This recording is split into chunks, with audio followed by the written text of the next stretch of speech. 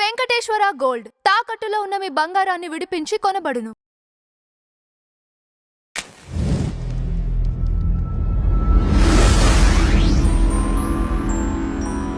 ఇప్పుడు రంగరాజన్ గారు తర్వాత ఎవరైతే మన వీర్రాఘవరెడ్డి గారు ఆ వివాదం చాలా పెద్దదైంది, ఇంకా పెద్దది అవ్వబోతుంది.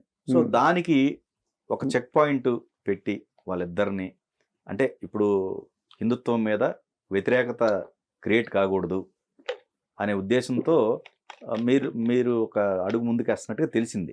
అడుగు ముందుకేయడం కాదు, సమస్య నా వరకు వస్తుంది. ఇది మాకు హిమాలయాల నుంచి కూడా కొంత ఆదేశం వస్తుంది. ఓకే, సనాతన ధర్మం వైపు ఇప్పుడిప్పుడే యువత అంతా కూడా వాళ్ళు రీసెర్చ్ చేసుకుంటున్నారు. అంటే గోమయం, గోపేడ ఎందుకు మన వాళ్ళు కళ్ళాపి చల్లారు, బింది ఎందుకు ఇక్కడ పెట్టారు, ఇది ఐఐటి నుంచి పెద్ద విప్లవం మొదలవుతుంది. ఇప్పుడు అంటే టాప్లో ఉన్నటువంటి స్టూడెంట్స్ అందరూ కూడా అన్ని మతాల్లో ఉండనివ్వండి, కానీ భారతీయ సంస్కృతి సంప్రదాయాలు అనుకున్న రహస్యాన్ని మళ్ళీ తిరిగి ఎవరైతే అవహేళన చేశారు ఏ సెక్టార్ అంటే యూత్ ముఖ్యంగా పట్టించుకునేవారు కాదు. యూత్ ఎప్పుడైతే నమ్మకం కోల్పోయారో నెక్స్ట్ జనరేషన్స్ అన్నీ కూడా పోతాయి. అందుకే యువతరం ఏది దాన్ని స్వీకరిస్తుందో నెక్స్ట్ ఒక 5-6 తరాలు అది స్వీకరిస్తారు. ఇప్పుడు మళ్ళీ ఆ చైన్ స్టార్ట్ అయింది.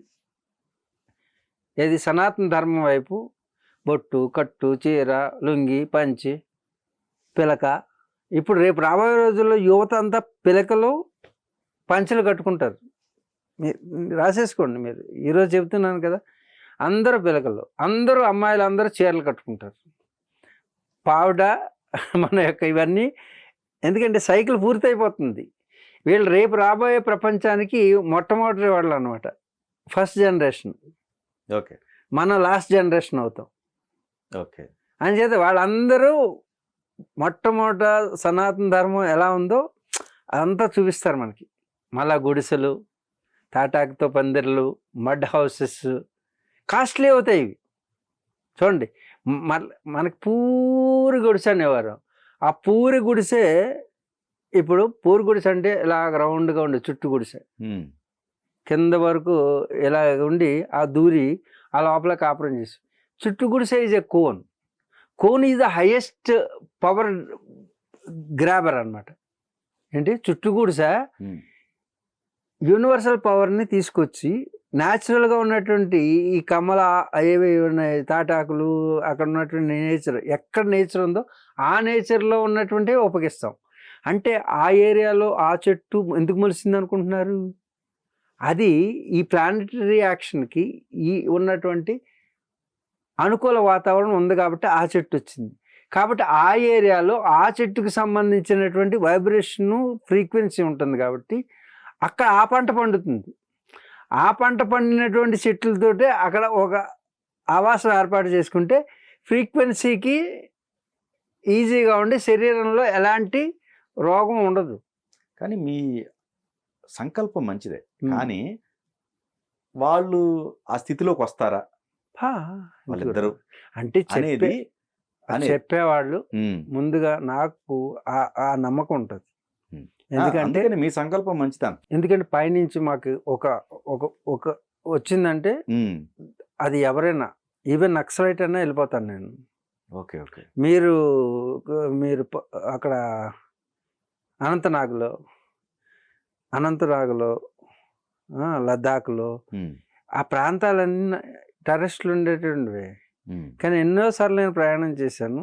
ఆజాద్కి లియే ఆప్ లోగ్ లడ్ రహా హై, किस लिए लड़ रहा है, किसके ऊपर? आप आज़ादी हो, आप भारतवासी है, हम कश्मीरी है, इसके वजह से आपका आज़ादी खो गई आप लोग. అలా ఆజాదీ కోసం అంటే ఆజాదీ మీన్స్ ఆజాదీ అంటే ఏంటి? స్వతంత్రం కోసం పోరాటం. స్వతంత్రం వచ్చి అన్నాళ్ళైంది. కాశ్మీర్ ఎవరిది? కానీ వాళ్ళు స్వతంత్రం రాలేదనుకుంటమే వాళ్ళ దౌర్భాగ్యం. వాళ్ళకి తెలుసు పక్కన ఉన్నటువంటి ఓ భీక్ మాంగనే వాళ్ళ దేశ్ హై, ఏ తో పాకిస్తాన్ నహీ, ఏ తో పాకిస్తాన్ హై. పాపం మాత్రమే ఉన్నది అక్కడ. కటోరీ లేకర్ అరే దర్వాజకి పాస్ జాకర్ వీక్ మాంగరా. ఓకే. అయితే నీ దేవుడు గొప్పవాడైతే నువ్వెందుకు అడుక్కుంటున్నావు? మరి మిగతా దేశాల్లో, ఇస్లాం దేశాల్లో అడుక్కుండం లేదు వాళ్ళు. వాళ్ళు సంపన్న దేశాలుగా ఉన్నాయి కొన్ని దేశాలు. ఎందుకు నువ్వు ఇలా అవుతున్నావు? బికాజ్ ఆఫ్ సొంత టెర్రరిజం. భగవంతుడి పేరుతో మోసం చేస్తున్నావు. నీ జాతిని నువ్వే నాశనం చేసుకుంటున్నావు. కాబట్టి ఇది Pakistan, it's not a Pakistan. పాపాన్ని వృద్ధి చేస్తున్నావు, అందుకే నీ జాతి సర్వనాశనం అవుతుంది.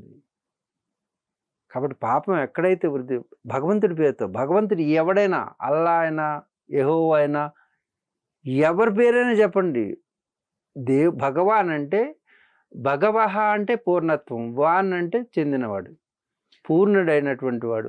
దైవం అంటే దివ్యత్వం ఉన్నటువంటి వాడు, అంటే ఒక లైట్. కానీ ఇక్కడ ఈ విషయంలో చాలా సెన్సిటివ్ కదా. మీరు ఎవరిని సమర్థించినా ఇంకొకరు ఎవరు రావచ్చుగా, వచ్చే అవకాశం ఉంటుంది. అవన్నీ కూడా ఉంటాయండి. మనిషి అన్న తర్వాత ఉమ్. ఇంద్రుడు లాంటి వాడే తప్పు చేస్తాడు. డెఫినెట్గా అర్థమైందా? అలాగే కొన్ని కథల్లో, మన ఫారిన్ కథల్లో చూస్తే యేసు కూడా అమ్మాయిని ప్రేమించి అమ్మాయిని వదిలేసాడు. అలాంటి కథలు ఉంటాయి. అలాగని సంస్కరించడం మానేస్తే ప్రతి ఒక్కరిలోనూ లోపాలు ఉంటాయి. ఓకే. నాలో కూడా ఉండొచ్చు, నేను యాక్సెప్ట్ చేయగలగాలి. తప్పును ఒప్పుకున్నప్పుడే కదా. తప్పు జరిగింది అని అనిపిస్తే, నేను చాలాసార్లు నేను చెప్తూనే ఉన్నాను, నేను కూడా తప్పు చేయొచ్చు, మీరు ఏదైనా సలహా ఇస్తే నేను సరి చేసుకుంటాను. ఓకే. ఇప్పుడు మీ కళ్ళల్లో కామం కనపడుతుందని ఒక కామెంట్ పెట్టారు అమ్మాయితో ఇంటర్వ్యూ చేసేటప్పుడు, అదేదో స్టూడియోలో. ఓకే. నేను అమ్మాయిని నేను అడిగాను, నీకు ఆ ఫీలింగ్ ఏమైనా కలిగిందా, లేకపోతే నేను నిజంగానే నా కళ్ళల్లో అదేమైనా ఉందా అని అడిగాను.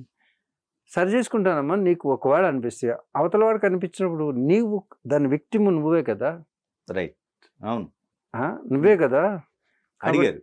ఇఫ్ భావన కలిగిందా, నేనేమి విశ్వామిత్రుడి కంటే గొప్పవాడిని కాదు కదా, కలిగి ఉండొచ్చేమో. అవతల వాడు నన్ను హెచ్చరిస్తున్నాను, అందుకే అది విమర్శ కాదు, నన్ను నేను పరామర్శ చేసుకున్నానికి ఒక అవకాశం కల్పించాడు, కాబట్టి వాడికో నమస్కారం అనే సంస్కారం మనకు రావాలి. ఓకే.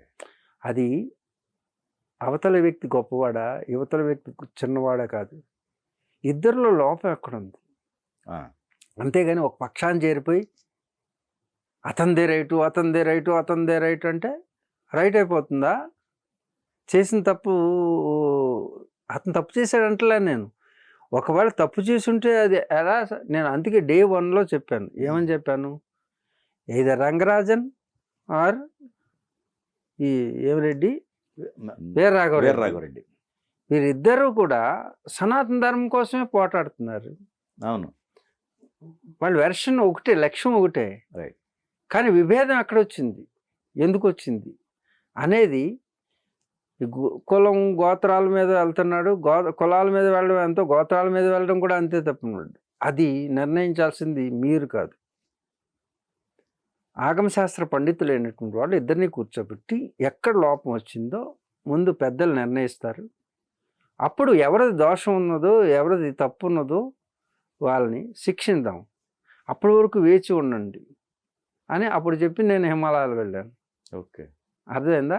ఇప్పుడు వచ్చాం కాబట్టి మరలా ఒకసారి ఇద్దరిలో ఏ దోషం ఉందో, ఇప్పుడు ఏమవుతుంది, ఇప్పుడిప్పుడే సనాతన ధర్మానికి వీళ్ళందరూ రీసెర్చ్ చేసుకుని పంచగవ్యాలు అంటే ఏంటి, గోవు ప్రొడక్ట్స్ ఏమున్నాయో, ఇవి లోకానికి ఎలా ఉపయోగపడుతుందో IIT లెవెల్లో మన పిల్లలందరూ రీసెర్చ్ చేసుకుని అన్నిటి వెనక ఒక మహత్తరమైనటువంటి బృహత్తరమైనటువంటి ప్రణాళికబద్ధమైనటువంటిది సైన్స్ ఉంది.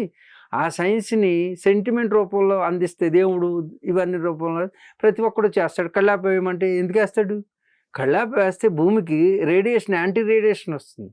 అంటే రేడియేషన్ ఏదైనా ఉందనుకోండి, అణుధార్మికమైన శక్తి ఇంట్లోకి వెళ్లకుండా, క్యాన్సర్లు రాకుండా ఆపుతుంది. దాని మీద కాల్షియం, ముగ్గు లేకపోతే లక్ష్మీదేవి లేదంటే, లక్ష్మికి ముగ్గుకి ఏం సంబంధం అంటే కాల్షియం అనేటటువంటిది పేడ మీద ఎప్పుడైతే తీసామో, అర్థమైంది. ఒక పక్కనేమో చేతికి స్కిల్ నేర్పుతున్నాం, అర్థం. ఈ స్కిల్ రావడం వల్ల ఏమవుతుంది, ఎలాంటి పనైనా ఈజీతో చేయగలుగుతారు. కళ్ళాపి వేయండి, మీరు వేయండి చూద్దాం. వేస్తాం వచ్చా? ఉమ్. వచ్చా మీకు? లేదండి. నేను కళ్ళాపి వేస్తాను. ఓకే. కళ్ళాపి వేసేటప్పుడు ఇంత నీరుని అంత ప్లేస్లో ఎలాగ వేయాలనేది అదొకటి వస్తుంది. అంటే ఈ స్కిల్స్ అన్నీ ఎప్పుడైతే మీరు ఈ జీవన విధానంలో ఇవన్నీ నేర్చుకున్నారో అవి మీ జీవితాన్ని సులభతరం చేస్తాయి. ఇప్పుడు ప్రతి వాళ్ళకి చిన్న పనికి పెద్ద పనికి మీరు పని మనిషిని పెట్టుకోవాలి. అంటే మీరు టోటల్ స్కిల్ అనేది భగవాన్ అంటే పూర్ణత్వం సిద్ధించినటువంటి ఒక మనిషి ఉండేవాడు. ఇప్పుడు అసంపూర్ణం ప్రతి ఒక్కరు. భార్యకి భర్తగా ఉండడంలో కూడా అసంపూర్ణమే. మరి ఎందుకు జరగవు ఇవన్నీ విడాకులు? ఆ భార్యకి భర్త అంటే భర్తకి భార్యగా ఉండడం కూడా తెలీదు, పూర్ణంగా తెలీదు.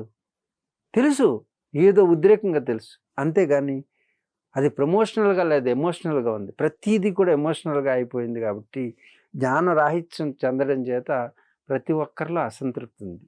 ఈ అసంతృప్తిని సరిచేస్తే సరిగా ప్రతి ఒక్కరూ మాట వింటారు.